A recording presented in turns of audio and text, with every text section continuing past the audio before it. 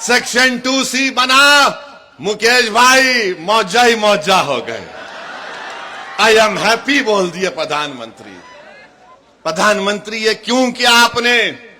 ये कानून ये बना दिया कि अगर जितने बिहार में आसार खदीमा के तहत मस्जिदें होंगी, जो दर्जे वक्फ हैं बिहार वक्फ बोर्ड में, वो वक्फ की जायदाद नहीं रहेंगी, आसार कदीमा उसका मालिक होगा।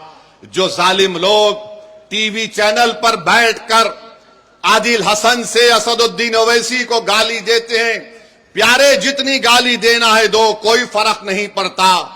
तुम्हारी गाली देने से मेरी इज्जत में फर्क नहीं आता, तुम्हारी गाली देने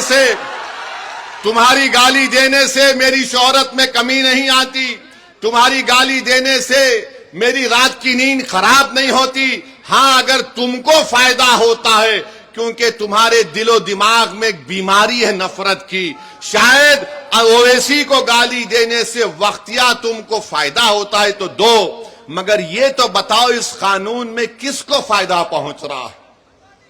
कुछ फायदा नहीं है मुसलमानों को। और प्रधानमंत्री बोलते मुसलमान 30% गरीब हैं। अगर है तो तुमने क्या किया बताओ? अगर है तो बताओ तुमने विजारत अक़लियती बहबूद, मिनिस्ट्री ऑफ माइनॉरिटी अफेयर्स, वहां पर मौलाना आजाद की फेलोशिप बंद कर दी। जो अक़लियतों के बच्चे जिसमें मुसलमान, सिख, ईसाई, बौद्ध और जैन धर्म के हैं, जो पीएचडी कर रहे हैं, उनको पैसे नहीं देगी सरकार, तो गरीबी आएगी नहीं आएगी? जो मुसलमानों के बच्चे, सबसे ज्यादा ड्रॉप आउट रेट पूरे देश में अगर आप देखेंगे किसी समुदाय का है तो मुसलमानों का है। जो चौथी जमात में, 5वीं जमात में अपना स्कूल छोड़ देते हैं, क्यों छोड़ते हैं? क्योंकि अब्दुल चाहता है पढ़ाना अपने बच्चों को, मगर अब्दुल के पास घर में खाना खिलाए या फिर बच्चों को पढ़ाए। तुमने प्री मैट्रिक स्कॉलरशिप को 9वीं क्लास से कर दिया, जबकि हम पुकार रहे हैं कि अरे 4th, 5वीं, 6ठी जमात में करो। तो नरेंद्र मोदी ने कहा नहीं नहीं, अब्दुल नहीं पढ़ सकता 4th, 5वीं, 6ठी जमात, वो 9वीं जमात में आया तो स्कॉलरशिप मिलेगा।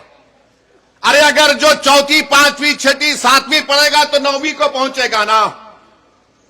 प्री में पोस्ट मैट्रिक स्कॉलरशिप हम पुकार कर कह रहे हैं कि बढ़ाओ, नंबर बढ़ाओ, नंबर बढ़ाओ, मगर बीजेपी बोलती हम 1 लाख को दे रहे। अरे जालिमो, तुम झूठ बोल रहे हो।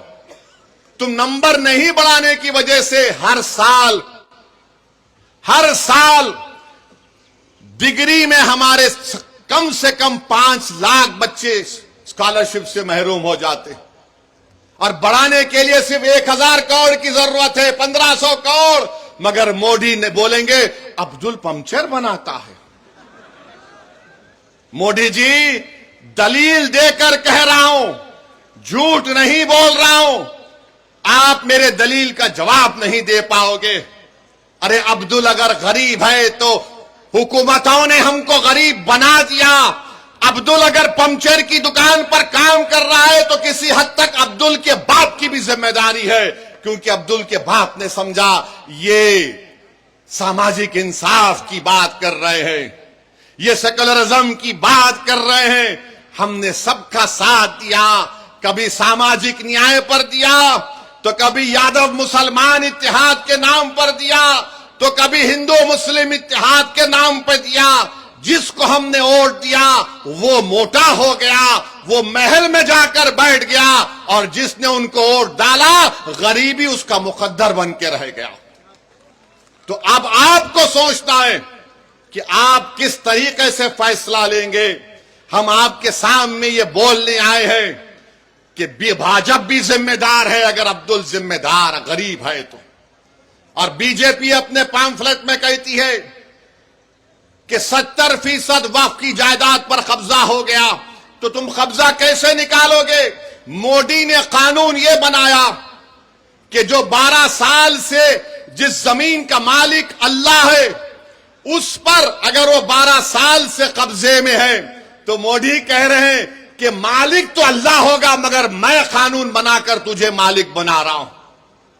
वो 70% अगर जायदादों पर वक्फ की जमीन पर कब्जा हुआ है, तो सब लैंड ग्रैबर, खाबिजीन उसके मालिक बना दिया आपने। बताओ फिर क्या होगा? यह कानून शियाओं को नुकसान पहुंचाता है, सुन्नियों को पहुंचाता है, बोरियों को पहुंचाता है। यह कानून देवबंदियों को नुकसान पहुंचाता है, बरेलवियों को नुकसान पहुंचाता है, अहले हदीस को नुकसान पहुंचाता है। यह कानून मुसलमानों को नुकसान पहुंचाता है।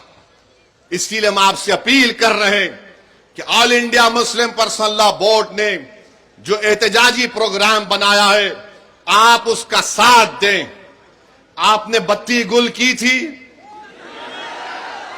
15 मिनट के लाइट गुल कर दी आपने, किया था ना आपने। अब जब विधानसभा के चुनाव आएंगे, जब विधानसभा के चुनाव आएंगे, 20 साल आपने नीतीश को वोट दिया, 15 साल आपने लालू को वोट दिया। क्या हासिल हुआ आपको बताओ? पढ़ाई के लिए बिहार से बाहर जाना पड़ता, नौकरी के लिए बिहार से बाहर जाना पड़ता। मुझे माफ कर दीजिए अगर मैं जो अब कहने वाला हूं, आपका हाल ऐसा है कि सिर्फ मनी ऑर्डर पर आपका घर चलता है।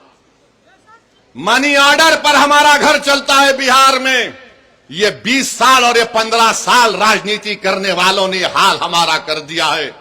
तो जब चुनाव आएंगे तो 15 मिनट के लिए बत्ती गुल नहीं करना, पूरे 5 साल के लिए बीजेपी के, नीतीश की और राजद की बत्ती गुल करना पड़ेगा आपको। आप करेंगे ना? कहीं जज्बात में आके हाथ तो नहीं उठा रहे? अगर आप वादा कर रहे हैं बत्ती गुल करेंगे लोगों की, तो मैं ढाका की जनता को खुशखबरी दे रहा हूं कि हमने हमारे भाई राणा रंजीत को यहां से अपना उम्मीदवार बनाने का ऐलान कर रहे हैं। तो अब यह आपकी जिम्मेदारी है मेरे भाई कि आप राणा रंजीत को यहां से अपना नया विधायक बनाएंगे इंशाअल्लाह ताला। बहादुरगंज से तौसीफ आलम को इंशाअल्लाह बनाएंगे और अख्तरुल ईमान को कामयाब करेंगे अपनी विधानसभा से। अब याद रखिए कि एक अख्तरुल ईमान विधानसभा में जाते हैं। आप बैठो बैठो अभी। एक अख्तरुल ईमान विधानसभा को जाते हैं, अख्तरुल ईमान को 2 मिनट का टाइम स्पीकर देता है और 2 मिनट में अख्तरुल ईमान सबको परेशान कर देते हैं।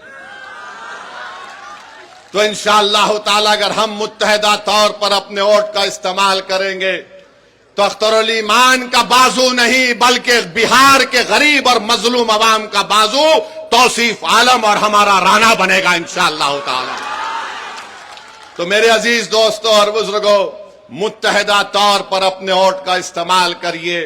अब बहुत हो गया, ये हर बार चुनाव आता तो इनको एक ही चीज नजर आती, ओवैसी बी टीम है,